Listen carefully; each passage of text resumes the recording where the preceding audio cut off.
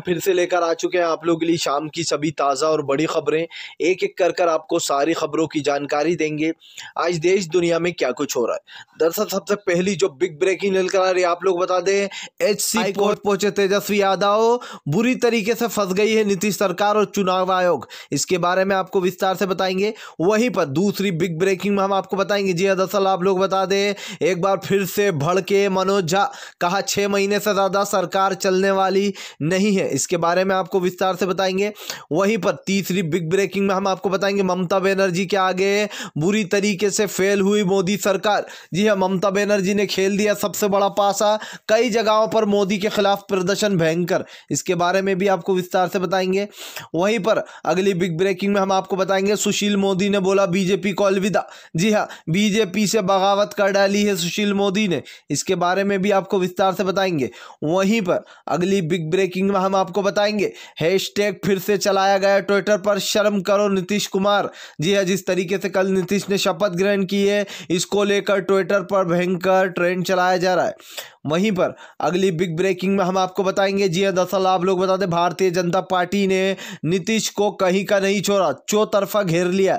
एक तरीके से अब की बार नीतीश के पास सीटें बहुत कम और हर तरफ जो है यहाँ पर बीजेपी अपना दबदबा बना रही है, स्पीकर अपना रख रही है, मंत्रालय की मलाई खुद खाना चाह रही है। इसके बारे में भी आपको विस्तार से बताएंगे। वहीं पर अगली बिग ब्रेकिंग में हम आपको बताएंगे, जी हां दरअसल आप लोग बता दें, मेवालाल को बनाया गया बीजेपी का नेता। आप लोग बता दें, अब तक 60 घोटाले कर चुके हैं ये मेवालाल। सोच लीजिए अब बिहार में क्या कुछ होने वाला, ये भी जंगल राज बनने वाला है धीरे धीरे कर। वहीं पर अगली बिग ब्रेकिंग में हम आपको बताएंगे, अखिलेश यादव ने बोला बीजेपी पर और एनडीए पर अपना हमला। कहा नीतीश भी जानते हैं क्या यह आवाम का फैसला नहीं है, आवाम ने तेजस्वी यादव को चुना था। जी हाँ, चुनाव आयोग ने घोटाला कर बना डाला। इसके बारे में भी आपको विस्तार से बताएंगे। वहीं पर अगली बिग ब्रेकिंग में हम आपको बताएंगे, जी हाँ दरअसल आप लोगों को बता दें, मोदी सरकार फंस गई बुरी तरीके से ड्रेस पहनकर, फौजी की ड्रेस पहन फंसी मोदी सरकार। लोगों ने कसे तंज, कहा कभी गलवान घाटी भी हो आई है। ये कौन सी संविधान में लिखा है कि आप किसी फौजी की ड्रेस पहन सकते हो। इसके बारे में भी आपको विस्तार से बताएंगे। वहीं पर अगली बिग ब्रेकिंग में हम आपको बताएंगे, राहुल गांधी ने बोला मोदी पर अपना बड़ा हमला। कहा अब तक 230 गुना जो है यहाँ पर गौतम अडानी की प्रॉपर्टी, यानी कि जो उसकी प्रॉपर्टी है वो बढ़ चुकी है, इतना ज़्यादा अमीर हो चुका है। आप भी कुछ कर पाए, आपका भी कुछ बढ़ा, या आप सिर्फ झुंझुना ही हिला रहा हो। जी इस तरीके से राहुल गांधी ने बड़ा हमला बोला है मोदी सरकार पर। वहीं पर अगली बिग ब्रेकिंग में हम आपको बताएंगे, जी दरअसल आप लोग बता दें, एक के बाद एक मोदी सरकार पर उठ रहे सवाल। आखिर चुनाव आयोग के साथ मिलकर तेजस्वी यादव को हराने के लिए क्या साठगांठ की गई थी, इसके बारे में भी आपको विस्तार से बताएंगे। खैर चलिए बढ़ते सबसे पहली और सबसे बड़ी खबर की ओर। दरअसल आप लोग बता दो दोस्तों, सबसे बड़ी जो खबर निकल कर आ रही है, जी हाँ तेजस्वी यादव के सुप्रीम कोर्ट जाने से बढ़ सकती है नीतीश की बड़ी मुश्किलें। आप लोगों को बता दूं, सबसे पहली बात तो ये है कि यहाँ पर जिस तरीके से पोस्टल बैलेट का ये जो मामला है ये आगे बढ़ता जा रहा है। दरअसल पोस्टल बैलेट को लेकर जो तेजस्वी यादव है वो सुप्रीम कोर्ट पहुँच चुके। ऐसे में माना जा रहा है कि ये सरकार कई चंद दिनों की ही सरकार है और ये सरकार गिरने वाली है। दरअसल कई जगहों पर पोस्टल बैलेट को नहीं माना गया, हजार पोस्टल बैलेट, 1500 2000 इनको जो है नहीं माना गया, जिसकी कारण काफ़ी सीटों पर जो है नुकसान हुआ है तेजस्वी यादव को। पढ़ा लिखा इंसान हमेशा पोस्टल बैलेट पे ही अपना चुनाव देता था। इससे पहले ईवीएम मशीनें नहीं थी। आपने देखा होगा अमेरिका में आज भी ईवीएम का यूज़ नहीं किया जाता। क्यों नहीं किया जाता? क्योंकि वहाँ पर साफ है कि ईवीएम में कोई भी घोटाला कर सकता है। लेकिन जिस तरीके से पोस्टल बैलेट पे पहले पेपर चलते थे तो भाजपा जीत नहीं पाती थी। ये हमने पहले भी देखा कि भाजपा के होश उड़ जाते थे, भाजपा के पूरी जान लगा देती थी, उसके बाद भी कोई वोट नहीं देता था। क्योंकि जिस तरीके से भाजपा की कालाकांडी सामने आती रही है वक्त पर, कोई भी देश का एक व्यक्ति बीजेपी को अपना वोट नहीं देना चाहता। खैर चलिए हम बढ़ते हैं एक और अगली बिग ब्रेकिंग की तरफ। बता दें आप लोगों को अगली जो बड़ी खबर निकल कर आ रही है, जी हाँ दरअसल आप लोगों को बता दें, एक बार फिर से भड़के राहुल गांधी। कहा आप लोगों का भी कुछ बड़ा या फिर नहीं बड़ा, या फिर अभी तक आप लोग जो है यहाँ पर हिला ही रहो झुनझुना।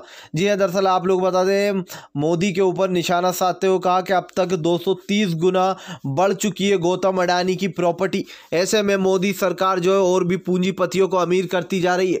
बिहार के जनादेश का जो है अपमान किया गया। बिहार की जनता ने जिस तरीके से आरजेडी को चुना था, मोदी सरकार और चुनाव आयोग ने जो यहाँ पर ये पासा पलट दिया। अब आप लोग बता दें, राहुल गांधी ने भड़ास निकालते हुए कहा कि गरीबों के साथ तो और भी अन्याय हो रहा है, और अडानी जैसे जो गौतम अडानी जैसे लोग हैं उनकी 230 गुना प्रॉपर्टी और बढ़ चुकी है।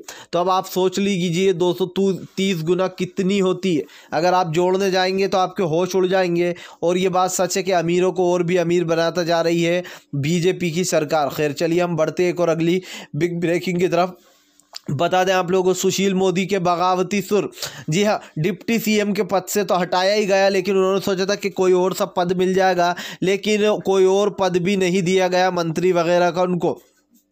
दरअसल आप लोगों को बता दें, अब यहाँ पर सुशील मोदी ने ट्विटर से बीजेपी का यहाँ पर वो भी हटा दिया। जी हाँ, आप लोग बता दें, बायो भी हटा दिया है बीजेपी का अपने ट्विटर से सुशील मोदी ने, यानी कि बीजेपी को कर दिया है टाटा बाय बाय। दरअसल बीजेपी को डर लग रहा है कि कहीं सुशील मोदी बगावत ना कर दें और भी जो मंत्रालय के मंत्री थे, क्योंकि अब की बार बीजेपी ने अपने मंत्रियों को जगह दी और एनडीए को फेंक दिया। जैसे कि मैंने आपको बोला था कि मंत्रालय की मलाई जो है वो बीजेपी खाना चाहती है, और चौतरफा घेर लिया अब की बार नीतीश कुमार को बीजेपी ने। ऐसे में नीतीश काफ़ी बुरी तरीके से फंस गए।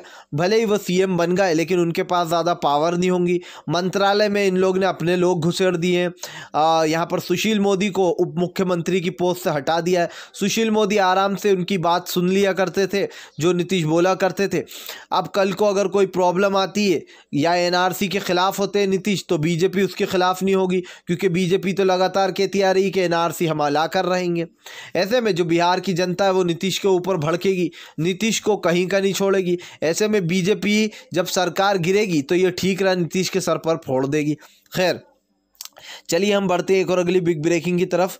बता दें आप लोगों को अगली जो बड़ी खबर निकल कर आ रही है। जी हाँ, आप लोगों को बता दें, शपथ लेने के बाद बुरी तरीके से भड़के एक बार फिर से मनोज झा।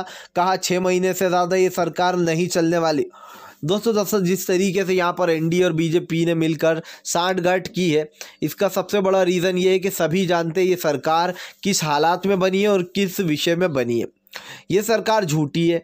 आज भी जो यहाँ पर आप लोग बता दें कि तेजस्वी यादव का ही नाम रिकमेंडेड आ रहा है लोगों के लिए कि सीएम तेजस्वी यादव ही हैं अगले बिहार के। क्योंकि सबसे बड़ी बात ये, नीतीश के पास इतना ज़्यादा वो नहीं मिले, उन्हें वोट ना ही, उनकी सीटें थी।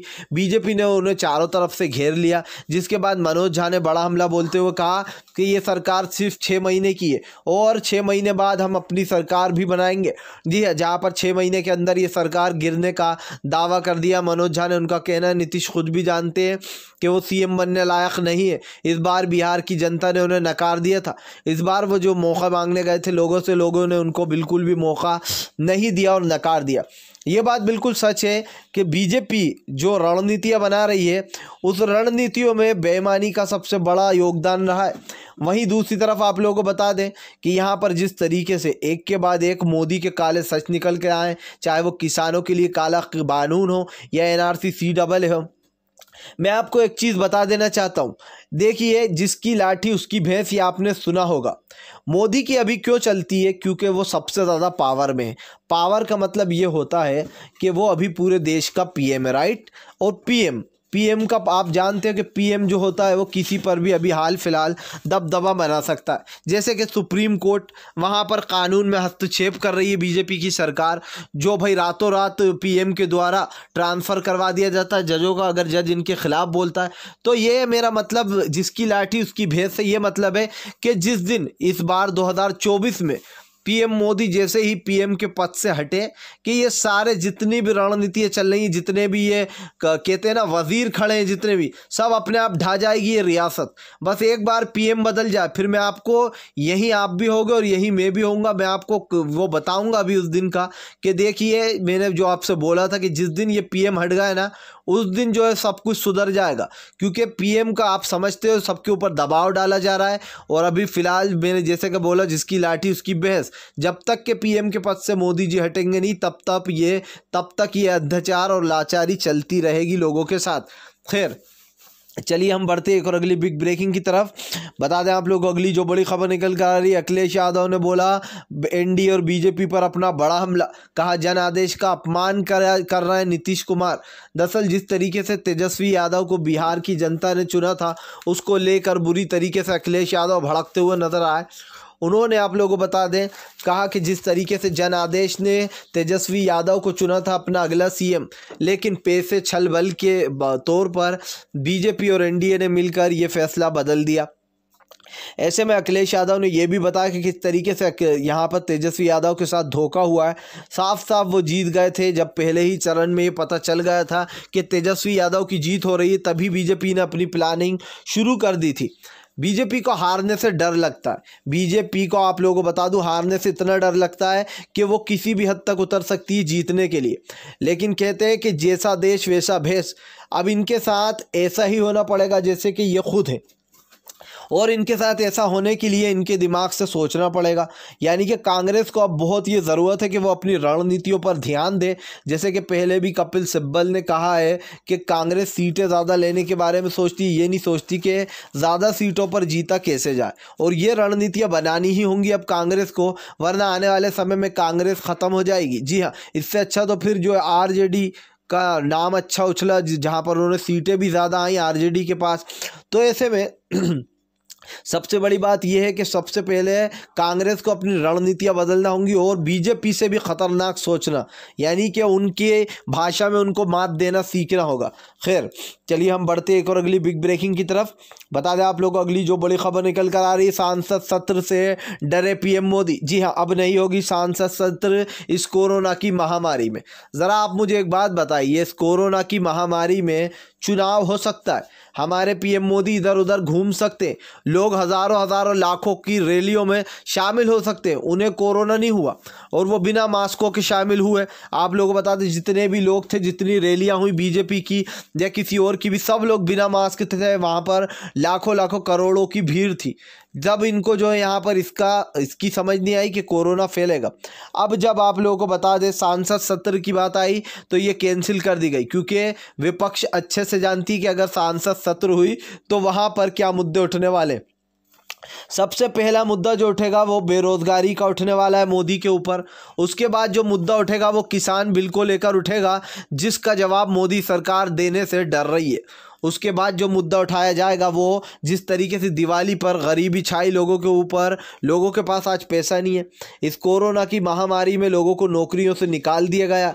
मोदी सरकार ने बड़े बड़े दावे किए थे कोई किसी को नौकरी से नहीं निकालेगा, किसी की नौकरियां नहीं जाएंगी। क्या हुआ, उन जब लॉकडाउन लगाया गया तो जो बेचारों ने नौकरियां करते थे उन सबकी नौकरियां चली गई। ऐसे में साफ साफ दिखाई दिया कि किस तरीके से बीजेपी की सरकार के खिलाफ पूरा देश एक तरफ आकर खड़ा हो गया। ये आप जो जीत देख रहा हो ये फर्जी जीत है, ये ढोंगी जीत है जिस तरीके से जीती गई है इन पिन पौने तीन करके। और जैसे कि मैंने आपसे कहा, जिस दिन 2024 में देश का पीएम बदलेगा उस दिन जो है काला कानून, जितने भी ये काले कानून लाए गए ये सब अपने आप हट जाएंगे। बस इंतज़ार है तो 2024 का, उस पल देखना होगा कि ऊँट किस करमट बैठता है। जी हाँ, क्योंकि लोग मोदी से अभी बहुत ज़्यादा चिढ़े हुए हैं। जिस तरीके से लॉकडाउन में लोगों के पास पैसा नहीं है, आज गरीब प्याज और आलू ख़रीदने के बारे में सोच रहा है। इससे साफ साफ दिखाई देता है कि बीजेपी की सरकार लगातार लोगों को परेशान करने में लगी है, लोगों की आज़ादी छीनने में लगी है। खैर चलिए हम बढ़ते एक और अगली बिग ब्रेकिंग की तरफ। बता दें आप लोगों को अगली जो बड़ी खबर निकल कर आ रही, शपथ लेकर फंस गए नीतीश कुमार। जी हाँ, आप लोग बता दें सोशल मीडिया पर फिर से एक बार नीतीश हुए ट्रेंड। लोगों ने जमकर जो है हैशटैग चलाया, शर्म करो नीतीश कुमार, शर्म करो, अब तो सीएम के पद से हट जाओ, बिहार की जनता ने भी नकार दिया है तुम्हें।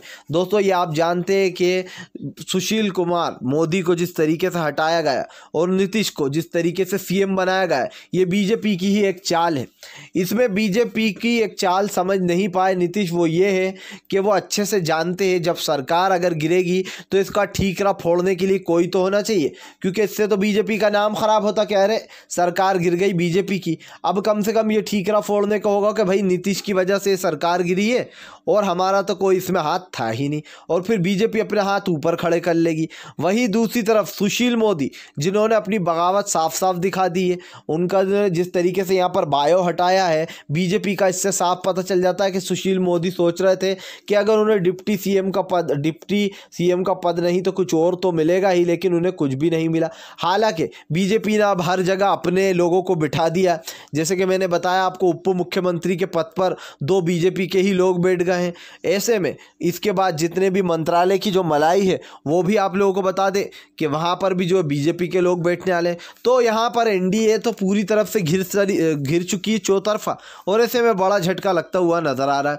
खैर, अगर आप भी शांतिपूर्ण ढंग से पीएम की इन सभी गलत नीतियों का दिल से विरोध करते हो और इस वीडियो को अगर आप मानते हो कि तेजस्वी यादव को बिहार का अगला सीएम होना चाहिए, तो इस वीडियो को दिल से लाइक करके हमारे चैनल को सब्सक्राइब करके अपना समर्थन ज़रूर दर्ज कराएं, क्योंकि हम एक ऐसे निष्पक्ष पत्रकार हैं जो कि आप तक सिर्फ सच और सच पहुँचाने की कोशिश करते। तो हम मिलेंगे आपसे नेक्स्ट वीडियो में, तब तक के लिए वंदे मातरम, जय हिंद।